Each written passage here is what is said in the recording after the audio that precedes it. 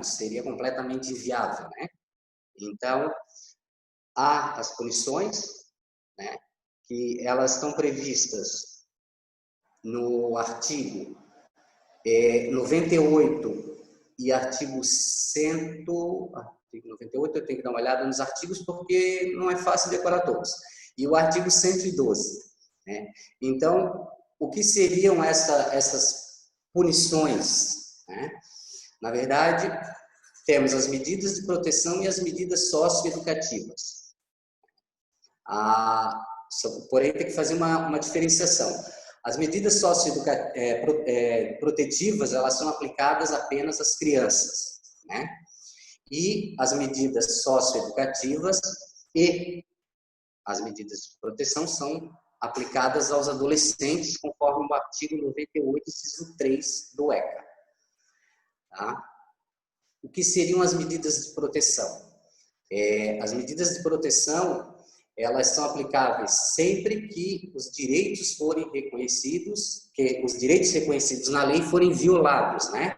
Ou seja, qualquer direito que a criança tenha é garantido pelo ECA, foi violado, temos essa aplicação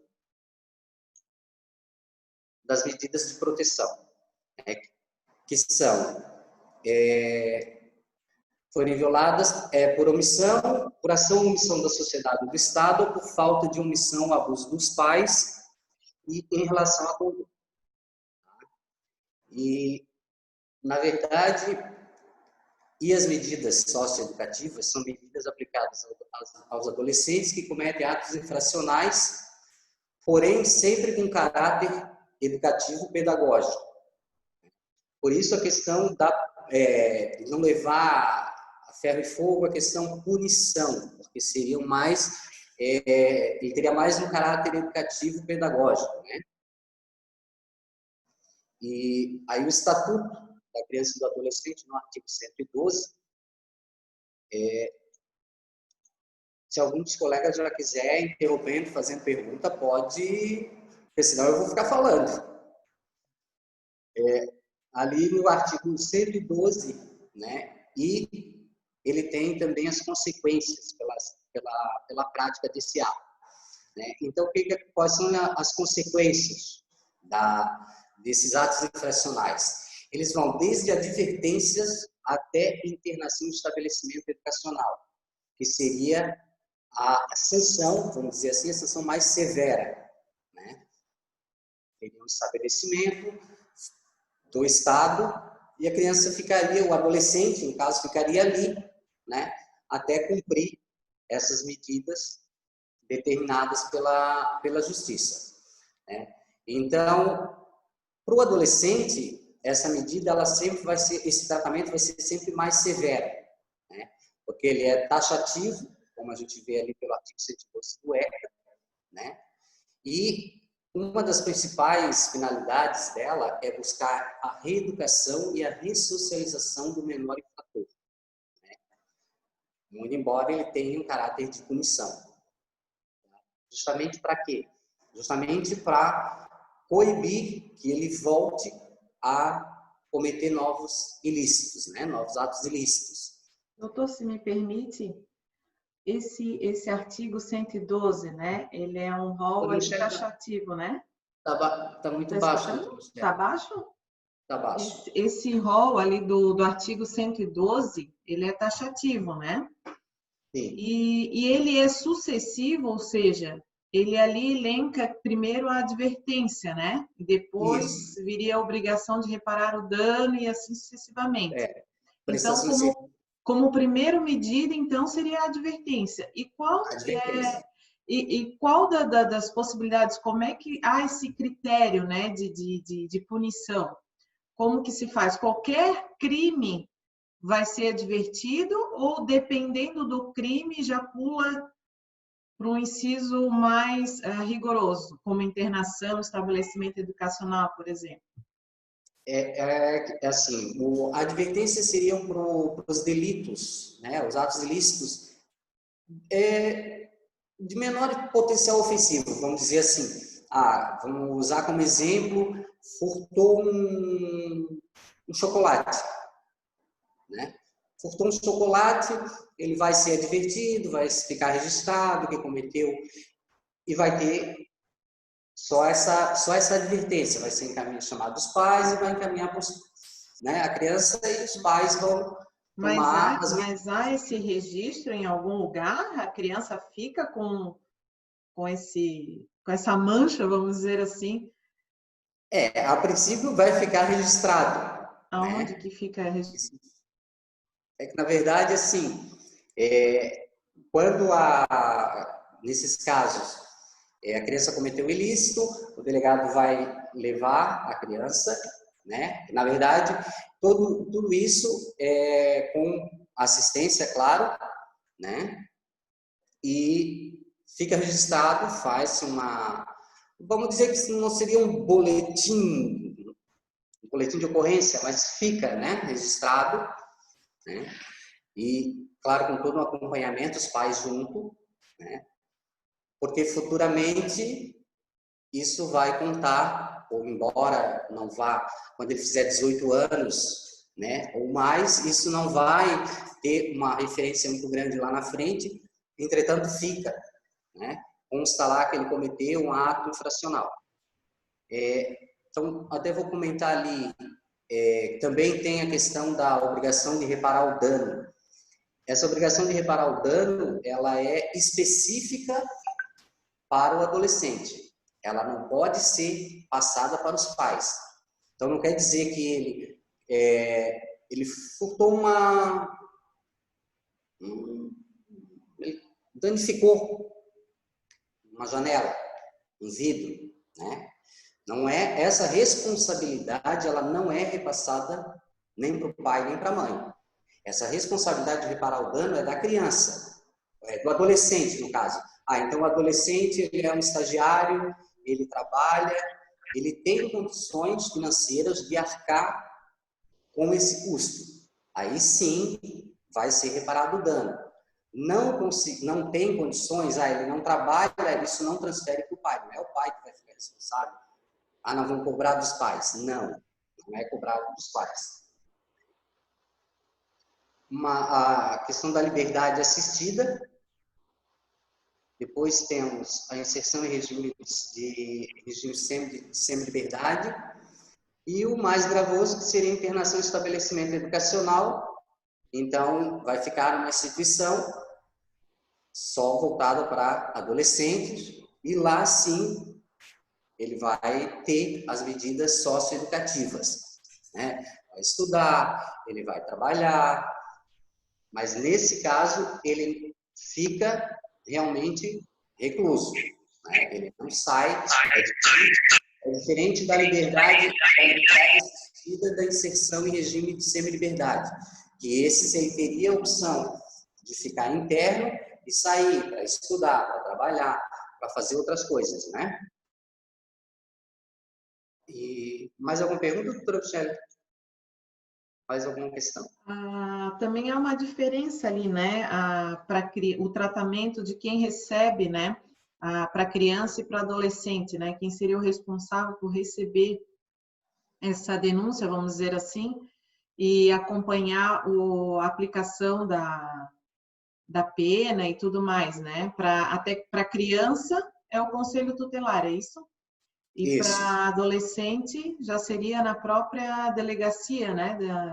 Da criança na e própria adolescente. delegacia, com acompanhamento do Ministério Público. No caso do adolescente, o Ministério Público tem que estar junto, né? Tem que estar sempre com acompanhamento. E, claro, com acompanhamento dos pais, né? Agora eu vou comentar um pouco sobre a violência familiar, na verdade, né? Então já vou partir direto para a violência familiar, né? Que até agora recentemente, dia 13, né? 13 de julho de 2020, fez 30 anos do ECA, né? E o ECA foi instituído pela Lei 8.069 de 1990, e o que diz o artigo 4º do ECA, que é dever da família, da comunidade, da sociedade em geral e do poder público assegurar com absoluta propriedade a efetivação dos direitos referentes à vida, à saúde, à alimentação, à educação, ao esporte, ao lazer, à profissionalização, à cultura, à dignidade, ao respeito, à liberdade e à convivência familiar e comunitária. Aqui, no ECA, fala muito família, comunidade. Eu costumo dizer que a questão do ambiente familiar, né? O que seria um ambiente familiar? A princípio, se entenderia que o ambiente familiar seria pai, mãe, as pessoas que convivem no âmbito familiar, né? Entretanto, esse âmbito familiar, ele é estendido. Ele é estendido para a escola, o ambiente que ele trabalha, né? Há um adolescente que trabalha, faz um estágio. Então, eu costumo sempre levar para essa linha de que o ambiente familiar, ele é extenso, né? Então, não é porque ele está na escola, no colégio, que ele não tem os direitos dele preservados conforme o ECA, né? Então, eu sempre costumo usar que o ambiente familiar, ele é extenso, vai além do seio familiar, né? E também no artigo 227 da Constituição Federal, que também fala que é dever da família, da sociedade, do Estado, assegurar a criança, ele tem o mesmo texto, né? Só que ele acrescenta ali uma forma de negligência, discriminação, exploração, violência, crueldade e opressão. Por quê? A questão da violência familiar contra a criança e o adolescente, ela se caracteriza como uma ação ou omissão praticada pelos pais ou responsáveis, causando abuso físico. Entretanto, pode ser também direcionado aos terceiros, né? Normalmente tios, sobrinhos, primos, né? E, inclusive, terceiros. Um vizinho que tem o cuidado com a criança, uma babá, né? Há muitas crianças, adolescentes são deixados com outras pessoas, né? Então, isso também entra como a violência familiar. E a violência, agora as formas de violência, né? As formas de violência, ela contra a criança, ela pode vir como abuso e violência física, que são, na verdade, as agressões realmente, né? Que vai desde uma palmada até coisas mais graves, espancamentos, medidas mais cruéis utilizadas pelos pais, né? Como medida de reprimir algum ato que a criança fez. Temos a violência sexual, abuso e exploração, né? Que normalmente ele é praticado, um índice muito grande, de que normalmente quem pratica essa violência sexual, ela é de conhecimento da criança, né? Ele é do seio da família, do âmbito familiar. Então, e muitas vezes é um crime que, às vezes, a mãe tem conhecimento, mas porque a mãe também sofre uma violência, ela meio que se retrai, e a criança acaba se retraindo junto e acaba não conversando, não falando para a mãe, né, em relação a essa violência. Tem a violência psicológica, né, que a gente pode dizer que causa danos emocional, e então aí entraria o bullying e a alienação parental. Né? Temos a negligência, né, que é a ausência de cuidado. É quando o pai, a mãe, quem tem a guarda, né, o dever de guarda, deixa de fornecer o que a criança necessita para o seu desenvolvimento. E podemos citar também o trabalho infantil, né, que muitos doutrinadores, muita literatura não inclui o trabalho infantil como sendo uma forma de violência contra a criança, né? Mas colocar uma criança para fazer trabalhos forçados também seria uma forma de violência.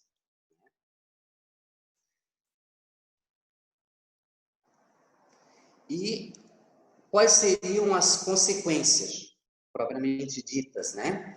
Então, a gente pode dizer que temos as consequências físicas, né? E é quando a criança ela começa a mudar os seus hábitos, né? Desde hábitos alimentares até hábitos na escola. Temos os hábitos comportamentais, que aí entra mais, seria mais na parte do consumo de drogas, álcool, diminuição de rendimento na escola, os emocionais, né? Emocionais que ele acaba ficando agressivo, ele se isola do mundo, né? E também tem uma questão que hoje ela está muito na mídia e se fala muito, é a questão da depressão que acaba culminando no suicídio, né? Que hoje tem um índice, eu até não tenho ali em termos índices percentuais, mas tem houve um aumento muito grande, né, da questão do suicídio entre adolescentes, entre crianças e adolescentes, né?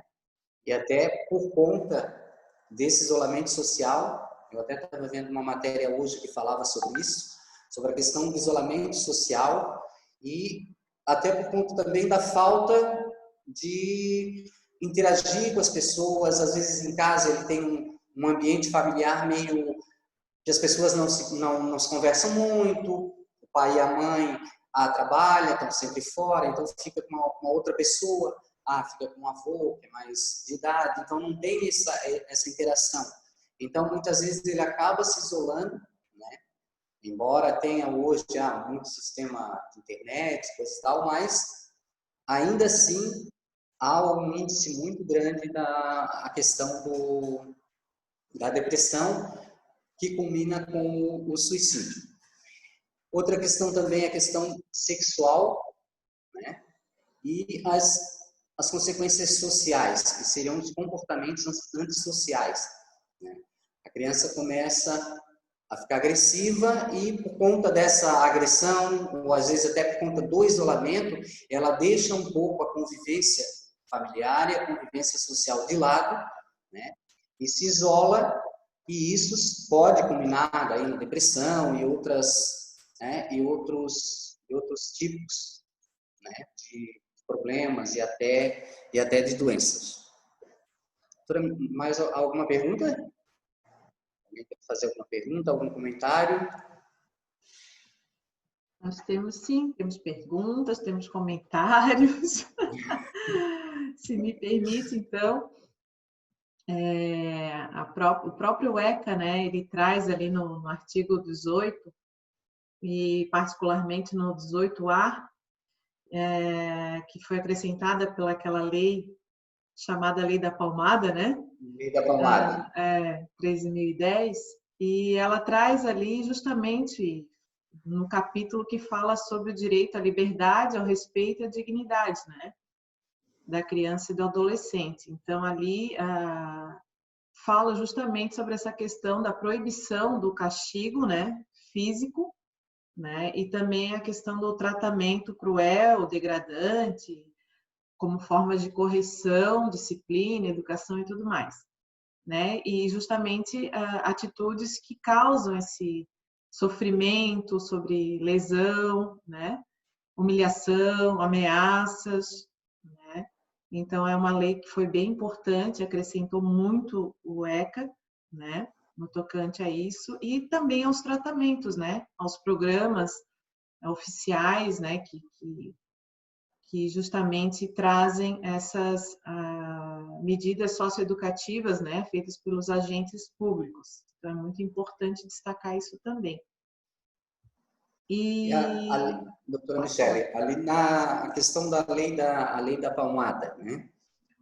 O que seria tipificado como uma violência a essa palmada, mas qual o grau dessa palmada? É o que se discute muito, né? Até eu estava verificando hoje, tem muitos doutrinadores e até alguns tentaram meio que fazer algumas alterações nela, porque essa questão da palmada ela não ficou específico.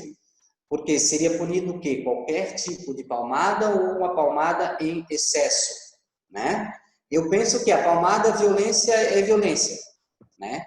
Violência pode ser uma palmadinha, pode ser um tapa mais forte, mas ainda tem alguns entendimentos de que essa palmada ela seria acompanhada de uma agressividade, vamos dizer assim, um grau maior de agressividade do agressor, né? Então, um pai que deu só um tapinha, será que ele deveria ser punido da mesma forma de um pai que deu uma palmada mais forte, que deixou marcas, né? Eu, pelo menos, entendo, e por tudo que eu já vi e li a respeito da lei, que qualquer forma de violência é violência. E, como tal, ela deve ser punida, né? Então, não é a questão de só um tapinha, não. Ela tem que ser clara e objetiva que qualquer forma de violência terá que ser punida. Então, não teria um grau de violência, né? A gente não poderia medir um grau de violência, porque até no Código Penal, o que acontece? A pena ela vai conforme a gravidade, né? Então, você cometeu um ato ilícito e você é punido pelo grau, né? Então, você matou uma pessoa, né? Você vai ser punido por ter matado aquela pessoa, né? Ter cometido aquele homicídio, e isso vai ser agravado conforme a medida que você utilizou, né? Então, ao meio que você utilizou, isso vai acabar agravando o seu ato, né? Então, doutora Michele, assim, eu não quis trazer nada muito, eu acho que pode ter parecido meio resumido, mas eu não quis trazer nada muito, não formal, mas nada muito maçante, até por conta de ser um debate, então eu quis trazer algo mais, não vou dizer superficial, mas algo que desse só para que os colegas pudessem entender um pouco, né, dessa esfera. E claro, isso não é uma coisa que se esgota, esse assunto ele tem muitas reentrâncias, né? E se for realmente a fundo isso aqui, a gente vai ficar dias e não vai conseguir esgotar o assunto, né? Ele traz Então, bastante debate, né? Porque é justamente isso que o doutor falou ali antes, né? Não é só um tapinha, né? E toda forma de violência deve ser punida. É interessante a gente falar isso, porque quando está tipificado, né? Para nós é muito simples, está ali. Não é só um tapinha, é uma violência, então tem que ser punido. Mas claro que trazendo isso para a rotina, né, do dia a dia, a única questão que eu visualizei como advogada foi dentro de um processo que eu estava fazendo o divórcio, né, e teve, depois do divórcio, um pedido de alteração de guarda, né? E aí as crianças já tinham crescido, já tinham virado adolescente e tal coisa, e as crianças estavam com o pai, né? Que o pai tinha pedido essa alteração de guarda. Acontece que havia muito joguinho dos próprios adolescentes com o pai e com a mãe, né? Porque os dois não se davam bem, os adolescentes sabiam disso e ficavam usando de artimanhas um com o outro, né? E aconteceu que o pai surpreendeu um dos filhos roubando, né? Escondendo coisa e também roubando dinheiro dentro de casa e fora, né? E na exigência de uma prestação de contas, de nota de trabalho do colégio, a criança foi bem respondona, assim, faltou com respeito com o pai, ao ponto de que o pai perdeu a cabeça e surrou a criança. A criança, usando disso, sai correndo e vai para a casa da mãe e joga com a mãe, não contando a verdade dos fatos, né? Então tem muito isso, né? Quando a criança e o adolescente, principalmente, ele sabe jogar, né, com um e com o outro. Claro que isso tudo também vem de uma responsabilidade dos próprios genitores em ter conduzido a educação dessa forma. Mas a gente sabe que essas coisas acontecem. Então, como punir um pai que, claro, bater não resolve, né? Mas, diante de uma situação dessa, de roubo, né? De roubo, tanto fora de casa quanto dentro de casa, quanto a questão da pressão que se coloca também, você não pode me bater. A gente escuta muitas crianças falando isso ultimamente, né? É meu direito, é meu direito, é meu direito. Você não pode, você não pode. Como lidar com isso? Eu acho que também nós temos que a política, a pública, ela não pode ser só na questão de não pode bater, mas então possibilitar esses pais que foram educados assim, à base de palmadas, né, para não dizer outra coisa, e como levar isso para frente, como modificar essa postura frente a uma situação que às vezes não é uma situação qualquer, né? Não é uma simples malcriação, né? Às vezes acontece fatos, né, que tiram os pais do eixo, né? Como lidar com esse tipo de situação? O que o poder público faz, né, para levar meios ou formas de lidar com isso, né? Porque depois a mãe foi lá, registrou o BO contra o pai foi, prestou declaração daquilo que de fato aconteceu, o próprio policial olhou para ele e disse, nossa, e a mãe ainda registrou o BO?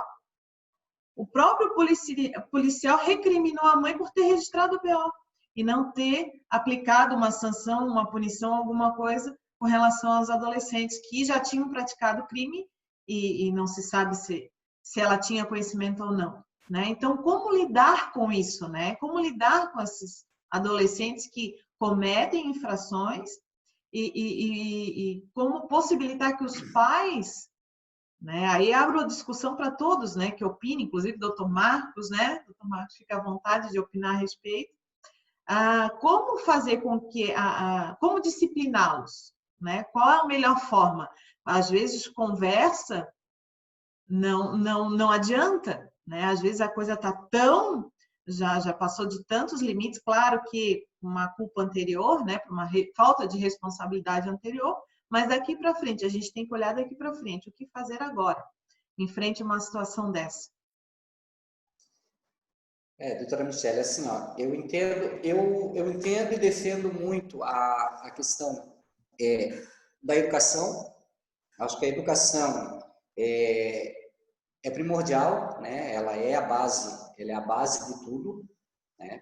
Então, e também a questão da como se dá o ambiente familiar, né? Qual é o dia a dia dele? Como é que o pai trata a mãe? Como é que a mãe trata o pai? Tem um irmão mais velho, né? Então, ver toda essa estrutura familiar, né?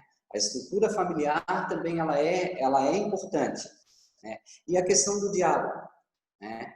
A questão do diálogo. Uma coisa que eu sempre tive, eu tenho uma menina e uma questão que a gente sempre trouxe, né?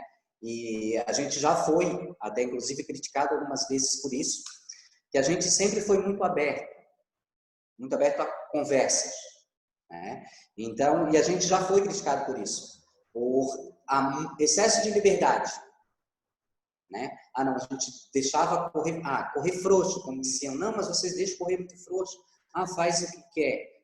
Não, a gente sempre procurou mostrar os dois lados do problema, né? Então, televisão, criminalidade, estava ali vendo com a gente. Com 7, 8 anos, ela estava ali vendo com a gente. E a gente sempre procurou passar isso, né? E eu acho que essa conversa é que está faltando hoje, né? Que seja com os pais, que seja com os professores, né? Até os professores chegar, conversar com a criança. Hoje fala-se muito da psicologia infantil, né? Então, porque na verdade o que acontece? A forma de violência que gera toda essa questão do ato infracional, essa violência é uma violência silenciosa, né? Vamos dizer assim, ela é silenciosa, porque se ela não for uma violência física, dificilmente a gente vai conseguir notar, né? A gente vai observar a criança, não, ela está com um problema. Talvez sim, talvez não, né? Ela está com um problema psicológico, ela está se isolando do mundo. Não, mas ela não está se isolando do mundo, de repente é porque ela está muito no computador, muito na internet, né? Mas não, muitas vezes realmente ela está com um problema, né? Problemas emocionais. Às vezes a criança, como a doutora Michele mesmo comentou agora há pouco, a criança mente. A gente não quer acreditar que sim, mas a criança, né? Como a doutora Michele comentou ali. Então, a criança pode usar um ato que o pai, de repente, o pai chamou atenção, e ele pode usar isso. Não, vou começar a fazer determinadas coisas porque meu pai me chamou atenção, né? Mas eu entendo que tudo é uma questão. Começando pela educação, isso para mim é primordial, né? A educação. Seja dos pais, dos responsáveis, né? Quem tem a guarda da criança e do adolescente. E a outra questão seria um tratamento do âmbito familiar. Como é que essa família está vivendo? Qual é a forma que essa criança vive, né? E isso o poder público teria que tomar medidas para que resgatasse essas crianças, resgatasse essa família, né? E levasse para um ambiente que pudesse conversar, o que está errado, o que está acontecendo, vamos conversar, né? Então, acho que a conversa, o diálogo é muito importante, né? E aí quando a gente fala de família, onde os genitores estão se divorciando, onde não existe conversa, aí é onde começam os problemas, né? No meu sentir. A doutora Luciana coloca aqui, o maior caos atualmente inicia no ambiente familiar, ainda mais com o episódio deste incidente da pandemia, no qual os pais, na maioria das vezes, deixam a educação como função da escola. Também tem esse lado, né? Eu escuto muito falar também que pai não deve ser amigo, né? Pai e mãe é pai e mãe, né? A gente já, cada um tem o seu modo de lidar, né? De educar. A gente vira pai e mãe, a gente muitos de nós, a gente não faz nenhum curso para ser pai e mãe, né? Apesar de que eu li muito antes de ter a minha primeira filha. Li muito a respeito, principalmente de educação. Então, assim, lá em casa, a gente prima pelo diálogo, pela conversa, por estar sempre dentro do mundo deles, fazendo parte do mundo deles, escutando, sabendo o que eles gostam, o que eles não gostam, as opiniões, né? Então, a gente sempre faz lá em casa reuniões aos domingos, a gente senta, a gente conversa, a gente fala sobre religião, a gente tem que ter um caminho, né? Tem que ter um pilar de sustentação. As famílias hoje, o que a gente percebe, estão muito vulneráveis, né? Quando a gente diz o seguinte, a gente transfere a educação para o colégio e cobra dos professores, o meu filho é mal educado, tá? Mas ele é mal educado porque você não deu educação e fala para o professor isso é um absurdo, né? A criança não tem que formar o caráter dela, os valores têm que vir de casa. E de casa, eu digo, dos pais, pelo exemplo. Muitas vezes não é só o diálogo, a conversa. Você tem que fazer isso, você tem que fazer aquilo, né? Mas o exemplo, muito mais que as palavras, gritam, né? Já dizia o filósofo. Então, assim, nós temos que fazer, demonstrar para eles, dar o exemplo. Acho que é isso que começa, né? Então, começa pelo exemplo muito mais do que palavras. E essa questão da pandemia, como a doutora Luciana colocou ali, como as famílias não têm base sólida, né? foi muito fácil derrubar, né? Por quê? Porque isso mesmo que estava sendo dito, havia uma transferência de responsabilidade, né? Então, os pais trabalham o dia todo, vem a criança à noite, muitas das vezes chegam em casa, a criança já está dormindo, porque outra pessoa cuidou o dia inteiro, ou estava no colégio, enfim, cada um com a sua rotina, e não, acaba não criando esse vínculo, né? Esse vínculo de responsabilidade, de afetividade. A criança, ao contrário do que a gente pensa, ela quer limites, ela pede limites. Quando a criança está fazendo birra, tá fazendo, né, pedindo coisa ou tendo algum comportamento diferente, é porque justamente há um distanciamento dos pais, né? Então a gente sabe, eu não sou psicóloga, mas a gente fala daquilo, eu falo daquilo que eu li antes de ser mãe e falo de experiência, né? Minha filha, sexta-feira, agora, próxima, dia 7, ela vai completar 17 anos. Então, assim, eu tenho uma adolescente e tenho uma criança de 11, que já está virando adolescente também. Então, a gente aprende com a prática mesmo, né? A enxergar as dificuldades, saber os limites, saber que nem sempre a gente pode ser amigo. Acho que amigo, pelo fato de escutar e de aconselhar, é ponto positivo. Agora, amigo, daquele de não se envolver, de querer deixar a criança fazer, o adolescente querer fazer tudo a seu modo, acho que isso não, né? Eu não sei o que a doutora Amanda pensa a respeito, ela está balançando a cabeça e tal, deve ser mãe também, não sei, mas abre o áudio aí para a gente trocar ideias, a gente aprende muito com esse café com debate, né? Também veio ali... Não, eu concordo com tudo que tu está dizendo, e por isso que eu estava balançando a cabeça, porque eu concordo, eu acho que a gente como filho, né, ou quem tem filho, eu no momento eu ainda não tenho filho, mas eu vou ter. Mas eu tenho um sobrinho, e eu já lidei muito com criança de perto, inclusive tenho uma certa experiência com criança. E o que eu posso te falar, por tudo que eu vejo e vivencio, inclusive com meu sobrinho, a convivência bem próxima, é que a criança, ela clama por limite, bem como falou, ela clama por limite. Criança é limite e amor, né? O amor é fundamental e a conversa, mas tem uma hora que a criança ela te testa no limite. E aí cabe a educação dos pais e o diálogo para aquela criança dar um bom fruto futuramente. Então eu concordo realmente com tudo que tu disseste, porque na realidade eu acho que nessa pandemia as crianças elas estão muito em casas. Então os pais, eles além de pais, eles estão professores, porque eles estão tendo que ensinar as tarefas da escola para as crianças, coisa que normalmente são os professores que fazem.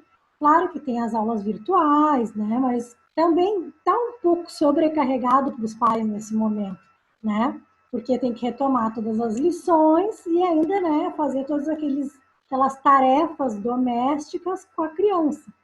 Mas eu acho que o caminho do diálogo também é a melhor saída. Eu também não sou favorável a bater na criança. Eu acho que, claro que existe um limite, eles vão testando, né? Mas também não sou favorável. Mas é uma questão de educação, né? Os pais, eles têm que educar os filhos e pôr limite, sim. Eu também concordo contigo. Eu acho que existe um limite e um respeito. Mas criança também é amor, é criança, né? Eles não sabem muitas vezes o que fazem. Claro que não é o caso desses adolescentes que tu citou, que eles tinham uma noção exata do que estava acontecendo para chegar a roubar, né? E fazer essa chantagem emocional, jogar os pais ainda que já estavam separados um contra o outro. Mas eu vejo que eu concordo, exatamente. Eu acho que isso é diálogo, amor e limite. Sem sombra de dúvidas, né? E eu acho que teria que rever assim, essa questão da palmada, né? Ver aí como é que vai caber exatamente, porque realmente eles testam, né? Eu tenho um sobrinho ele testa o meu irmão o tempo inteiro, assim, apesar de ele ser muito obediente. Então, é criança, normal, né? Se eles não bagunçarem, se eles não te pedirem limite, alguma coisa de errado tem.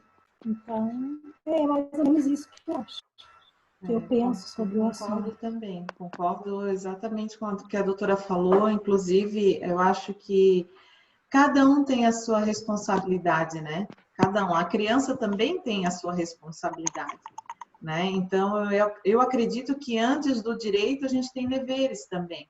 Eu acho que isso também é um pouco mal explorado, aí ou pouco explorado, né? Então, acho que cabe aos pais, dentro desse diálogo, também colocar as responsabilidades daquela criança, né? Então, tudo é um aprendizado, né? Eu acho que a lei, ela é um pouco falha no seguinte sentido, de não ter regulamentado mais a respeito, né? Deixar muito... é muito subjetivo isso, né? O que é uma simples palmada, como o doutor Alessandro falou ali, palmada é palmada, mas a gente sabe que há um limite também, né? Como a doutora Amanda colocou, há uma dificuldade ali, um limiar em que, às vezes, um puxão de orelha é necessário, né? Às vezes, conversar. Que pena que hoje não tem nenhuma psicóloga, né? Ia ser bem interessante. Nós temos uma psicóloga. Está me ouvindo, dona Michele? Doutora Michele, está me ouvindo?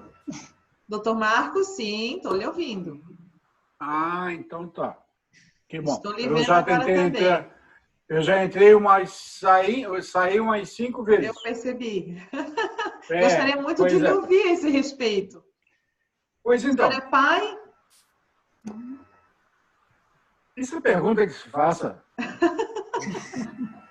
Nós estamos colocando aqui, a doutora Amanda não é mãe ainda, mas vai ser. A doutora Alessandra é pai de uma menina. A doutora Luciana, eu acredito que é mãe de 3.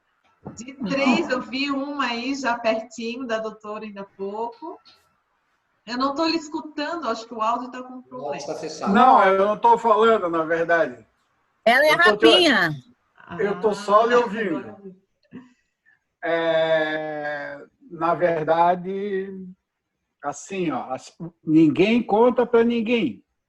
Porque se eu souber que alguém contou, eu vou fazer eu vou abrir meu áudio aqui, então, porque está sendo gravado, né, doutor Marcos? Tudo está sendo gravado, vai para o YouTube. Não pode. Agora desliga, tira aí daí. Sou sim. Sou pai de um menino e uma menina e já sou avô de um menino e uma menina. Então, isso aí fica só entre nós. Né? Vai para o YouTube, então, Não, mas eu queria fazer um contraponto, uns contrapontos. Foi bem o doutor Alessandro, a doutora Amanda também. Eu consegui pegar o finalzinho do que ela estava falando. E a doutora Michele também foi bem no que falou. Qual é a minha diferença? Eu não sou oriundo da área do direito. Eu sou oriundo da área da educação. Eu trabalho com educação desde 1980, com crianças e adolescentes, não com adultos. Nunca trabalhei em universidade, essas coisas assim. Sempre trabalhei com colégio. Bom, em diversos colégios, tá? Tanto colégios como o Colégio Catarinense, a Escola Técnica, mas a minha base foi o Instituto Estadual da Educação. Nós chegamos a ter 8.000 alunos, o que nos dava uma experiência assim, fora do normal. Eu gostaria de fazer algumas considerações, tá? Até porque o tema ele é constrangedor para mim, tá? Não é assim, pelo menos do lado em que está sendo olhado, né? Nós olhamos sempre para o lado da criança ou do adolescente. Na verdade, o problema está nas nossas costas, né? O problema está no Estado, na sociedade e na família. Tá? Eu vou ler um texto bem curtinho aqui, só para ilustrar o que eu estou falando. O texto diz o seguinte: o homem, como todos os demais seres vivos, busca adaptar-se ao universo em que está inserido. De um outro autor, porque, assim, não tenho essa veia criminalista do Dr. Alessandro, e então é uma coisa que me toca muito, criança e adolescente. Eu vivenciei muitos casos, mas muitos mesmo, assim, ó, não estou falando de meia dúzia, não. Tá?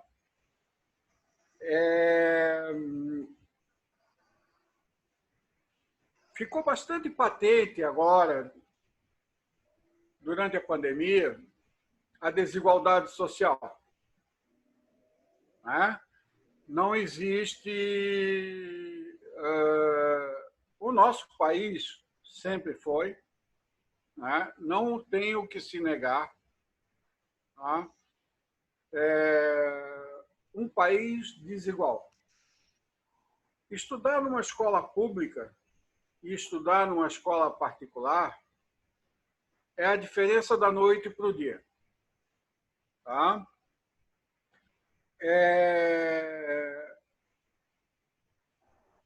Eu levantei alguns números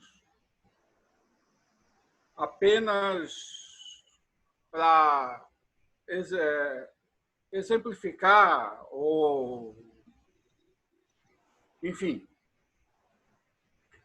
48% da nossa população não tem acesso à coleta de esgoto. 35 milhões não têm acesso à água. E agora, na pandemia, qual é a melhor prevenção? O uso da água. Lavar as mãos, o uso do álcool em gel, a máscara. Como é que esse pessoal vai se defender se não tem água? Ponto. Não vou continuar aí. 59% das escolas públicas no Brasil não tem rede de esgoto. Eu ainda trabalho numa escola de manhã, né? Só 20 horas.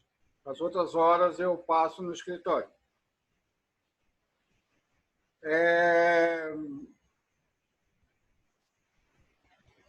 Essa falta de acesso, né, que ficou bem claro agora, tem levado, por ano, 289 mil crianças com diarreia aos hospitais. Crianças de 0 a 5 anos.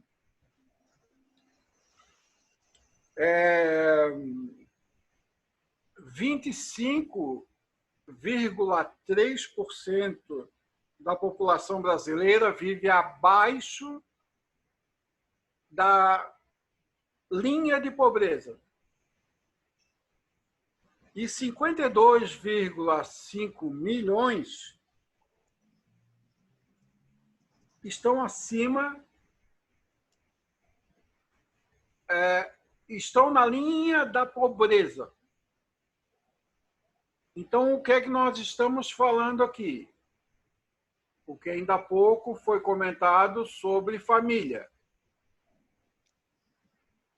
Lembram da primeira frase que eu li? Sobre a inserção do ser humano no ambiente em que ele vive. Então, qual é o ambiente que ele vive?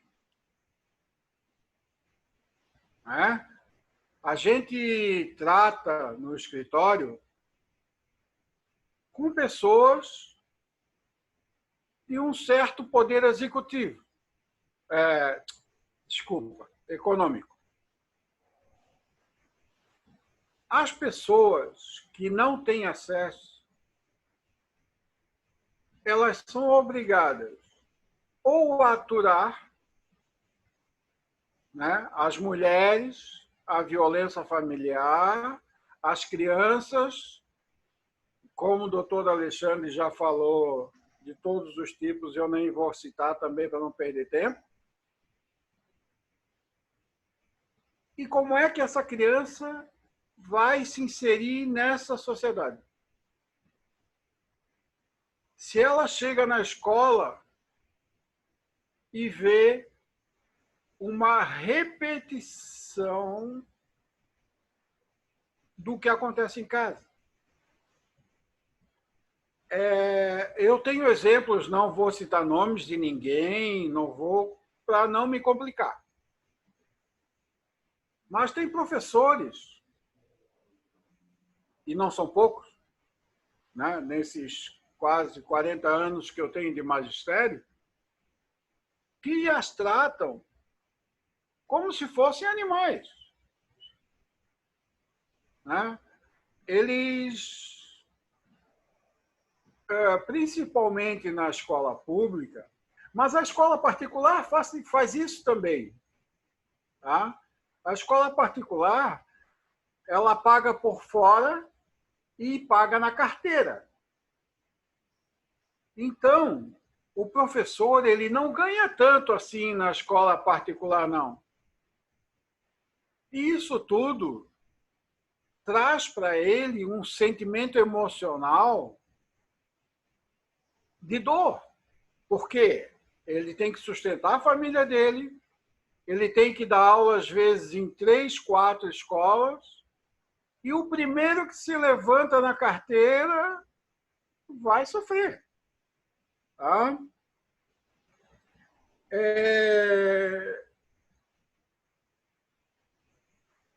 Um último ponto, para mim não me alongar muito, para deixar outras pessoas falarem, é que hoje nós temos, e isso é de fonte do IBGE, 30 milhões de mulheres chefe de família. Tá? Não é qualquer coisa. Né? E eu conversando com os meus alunos, perguntava para eles, óbvio que nós não vamos nem pegar a Constituição, o ECA, o direito civil, para ler todos os nossos direitos fundamentais e essas coisas todas, porque isso é conhecimento de todos. Tá? O que é que um menino me disse? Porque, na verdade, eu os tratava como filhos. Tentava ajudar, às vezes dava dinheiro. Ele disse o seguinte: violência é algo que se aprende. Os jovens ficam ociosos e vulneráveis a criminalidade. Eu vou citar, sem dizer o nome, não sei se a maioria ou se alguém conhece, que o cantor do Das Aranha ficou 2 anos retido.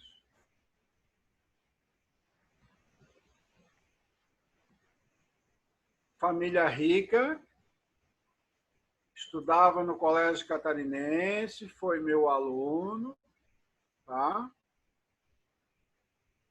Então, é o ambiente que faz com que ele chegue a esse ponto. Uma outra historinha que, assim, ó, eu sempre conto em todos os encontros e contos que eu vou. O meu filho, ele jogava basquete. Eu fui levá-lo para fazer os jogos semifinais em uma escola, tá? E ele estudava no Colégio Catarinense e o time era do Colégio Catarinense. Ele me chamou no lembrado e me disse o seguinte: pai, o João não veio. Eu disse, tá, e qual é o problema da história do João? Não, o João é aquele cara bem grandão, forte, que é o cara que vai marcar o Thiago Miller, que hoje é assessor de uma equipe norte-americana, foi campeão da NBA e, na época, já fazia uma diferença enorme. Não ia ser a diferença. Bom, enfim. À tarde, eles jogaram, venceram a partida deles, foram terceiro lugar, ganharam de Blumenau e tal. E Joinville foi campeão. O meu filho me chamou e disse o seguinte: papai, seguinte, aconteceu que o João chegou em casa às 8 horas da manhã de um sábado, tão bêbado que não conseguia abrir a porta para entrar em casa.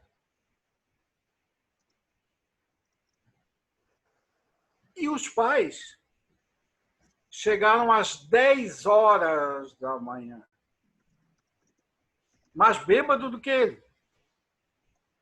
Na hora da entrega das medalhas, ele exalava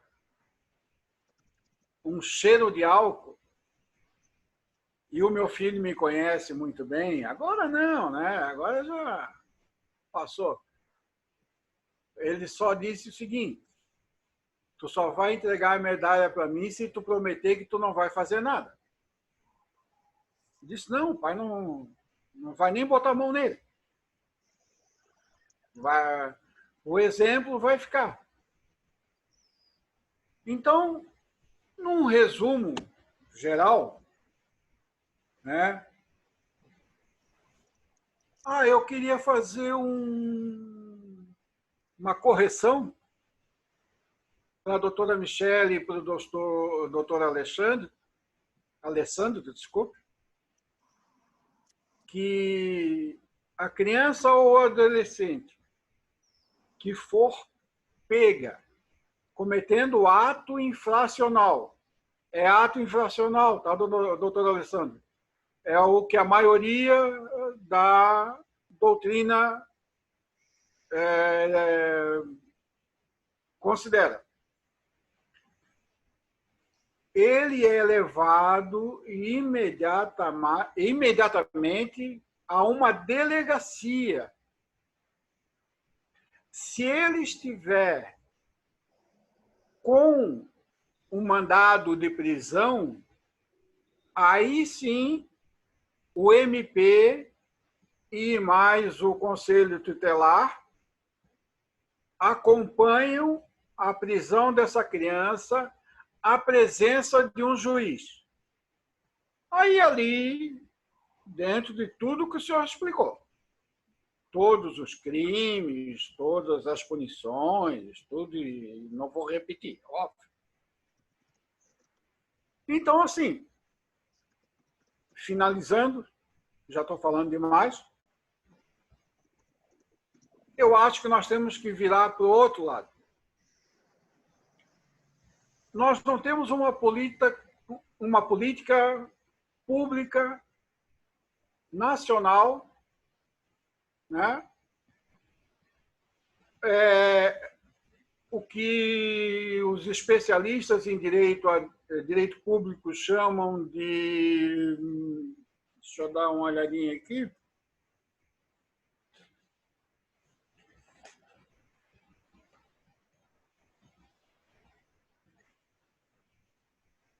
Governança.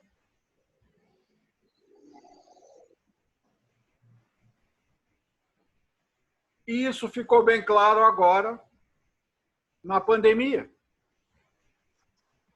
O presidente sequer tomou conhecimento. O governo do estado sumiu. Depois que deu problema com os respiradores, ele desapareceu.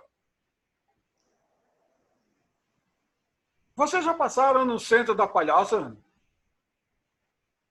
A praça está sendo reformada. E está faltando anestésico. Não é nem outro aparelho. Os aparelhos estão vindo, as empresas estão ajudando. Está faltando anestésico. E a preocupação do cara é fazer uma reforma na praça. E vocês acham que saiu por quanto? 10 mil reais? Não, né? 1 milhão por aí, né? Quantos vidros de anestésicos poderiam ser comprados com esse dinheiro? Aliás, ele está reformando a Praça das Bandeiras também. E nós já chegamos a mais de 2.000 infectados, que se sabe, na Palhoça. E ele insiste em voltar com as aulas dia 8. O problema é bem complexo, Se vocês né, tiverem doutor? um tempinho, vocês dão uma passadinha na minha escola, para vocês verem se há condição ou se vocês teriam coragem de enviar os filhos para estudar. Nós estamos com... Só um pouquinho que a minha companheira aqui está me perturbando. Nós chegamos numa situação de que 48% dos alunos da rede estadual não têm acesso à internet e sequer a um telefone. Não falo nem em computador. Eu estou aqui com as provas em casa, porque eu estou trabalhando em home office, né? Há 2 semanas separando provas dos alunos que não têm como fazer e não têm como acompanhar. Agora, vocês imaginam com os números que eu falei. Será que os pais teriam condições de, ao receber essas atividades, ajudar os filhos? Os pais de classe A e B estão fazendo festinha. também não estão acompanhando os filhos. E os pais da classe C, D, E, F não têm condição. De qualquer forma, a pergunta que fica é: como vai ser esse retorno? Mais de 3 milhões de crianças não, adolescentes, já desistiram de fazer o Enem porque não tem como assistir a aula pela internet. E a desigualdade só vai diminuir, né? Porque todo mundo vai ter as mesmas oportunidades. Então, eu sei que a senhora está olhando para o relógio, que a senhora daqui a pouco vai fazer exercício físico. Não, hoje não. Isso que já me contaram. Hoje já o compromisso é da família. Que, na verdade, o compromisso é o exercício. Não, hoje não. Infelizmente, hoje não. Mas, doutor, assim, então, o tema é bem complexo, né? Nós estamos falando aqui de ato educacional. Eu digo as causas, ele não né? Tem... Doutora Alessandra... Nós não temos uma política pública... Sim, com certeza. Para a criança e o adolescente. Concordo. E o senhor falou em duas vertentes aqui, né? Nós estamos falando, o senhor comentou tanto da classe D, E e F, aí, como o senhor está classificando, como também de famílias que possuem dinheiro, como o senhor deu um exemplo também.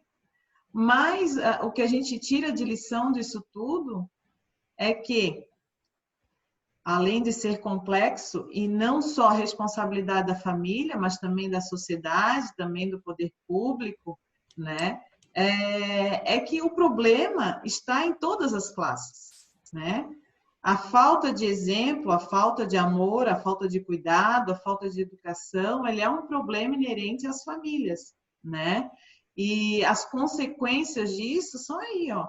A estatística mostra, né? O doutor Alessandro talvez saiba nos informar a quantidade de processos que tramitam na vara da infância. Que pena que a doutora Vanessa Feltrin não está aqui hoje, mas ela é justamente assessora da vara da infância e juventude.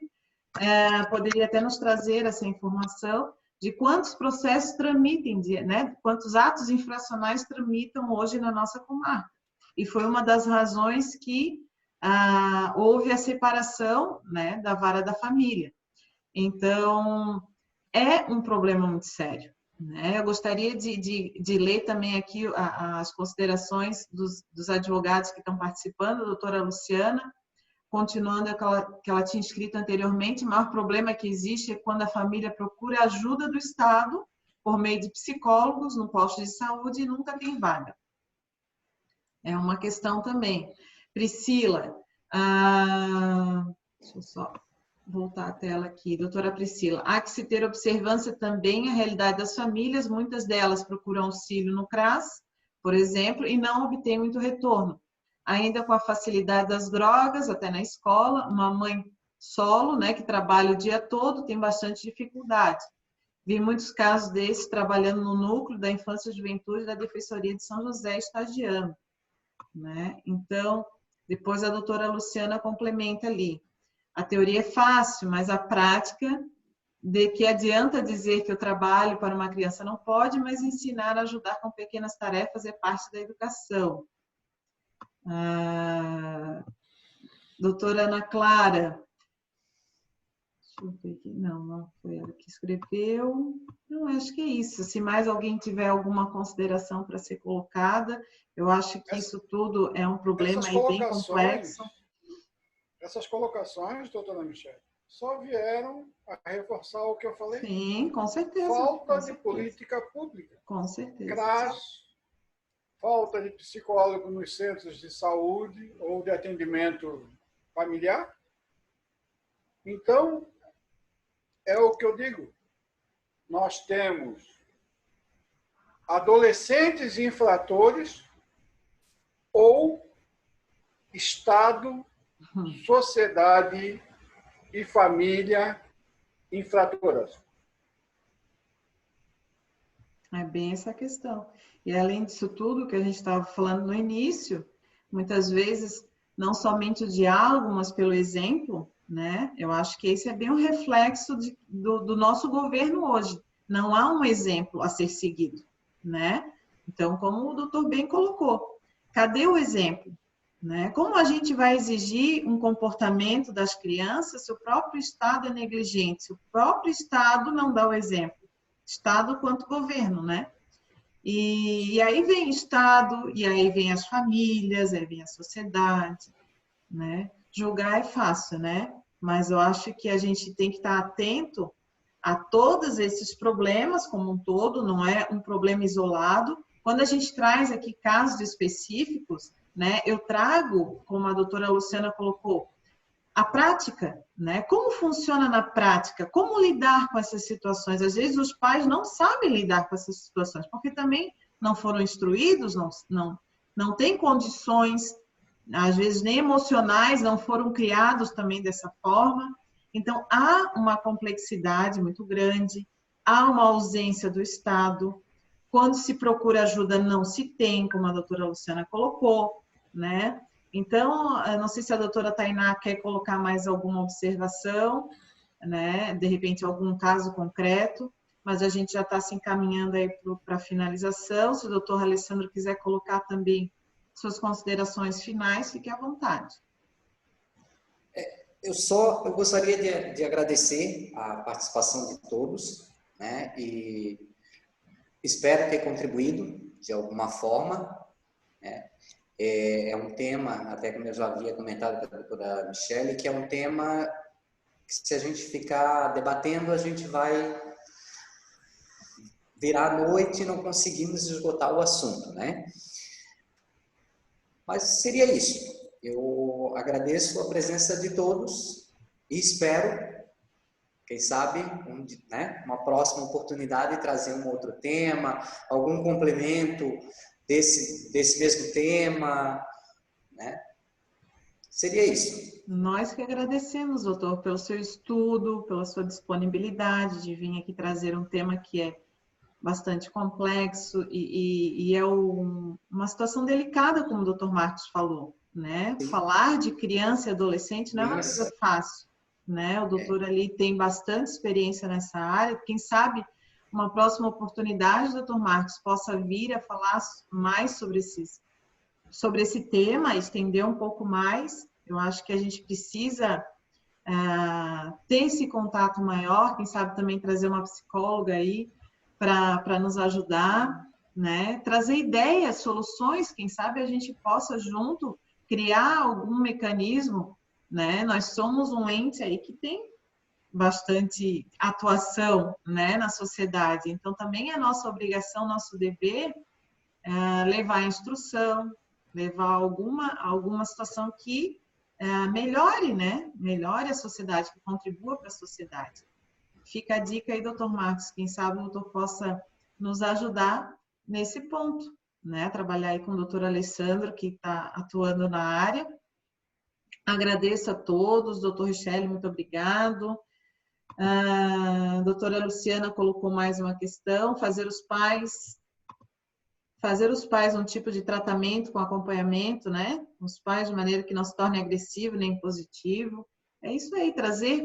Eu acho que a gente, de repente, aqui como da comissão, né, da criança e do adolescente, a gente, de repente, poderia atuar mais nesse ponto também, né? Às vezes a gente foca muito só a família, né? E a gente deixa um pouquinho de lado aí a criança, o adolescente que está precisando desse olhar mais atento, né? A doutora colocou ali para que motive qual a melhor forma de lidar com a educação e com os problemas, exatamente.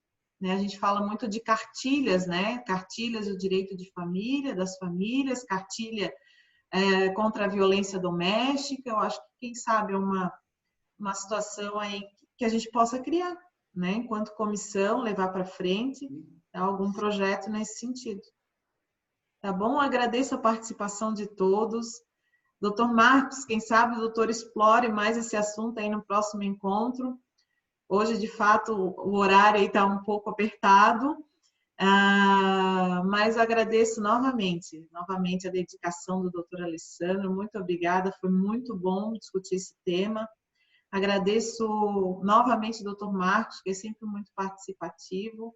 Adoramos os seus questionamentos, as suas colocações. Obrigada, doutora Luciana, doutora Amanda. Obrigada a todos, doutora Tainá, doutor Richelle. Muito obrigada a todos pela participação. Doutora Fabiana, Priscila, nós temos também aqui estudantes de Direito. Obrigada, doutor Ricardo, né, pela participação, doutor Paulo Sérgio. E a gente fica, então, com uma próxima oportunidade, quem sabe, debater mais sobre esse assunto, que foi bastante rico. Sorteio! Pois é. Não vai ter sorteio?